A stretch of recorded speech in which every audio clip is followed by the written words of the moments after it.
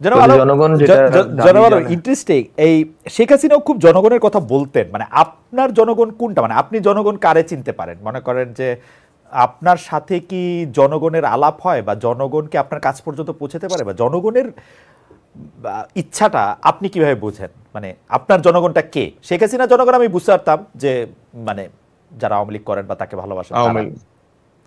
জি, এখন আমাদের জনগণ হচ্ছে যে যারা যারা গণ অভ্যুত্থান করেছে। আমি মনে করি বাংলাদেশের অধিকাংশ মানুষ আচ্ছা আওয়ামী লীগের সরাসরি ফেসিস্ট যারা এনাবলার আছে, এবং ফেসিস্ট এন্ড ফেসিস্ট এনাবলার যারা আছে বিভিন্ন প্রক্রিয়ায় বিভিন্ন সংগঠনে, এছাড়া বাকি বাংলাদেশের সব জনগণই এই সরকারের পিছনে ঐক্যবদ্ধ আছে, এবং তাদের দাবি তাদের আশা আকাঙ্ক্ষা শোনার মতো বিভিন্ন স্পেস উইন্ডো খোলা আছে।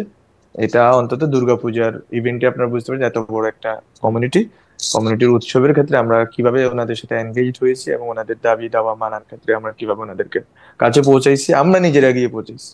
ওনারা দাবি দাওয়া জানাইছেন মাঠে, আমরা গেলাম, আমরা কথা বললাম ওনাদের কাছ থেকে শুনলাম।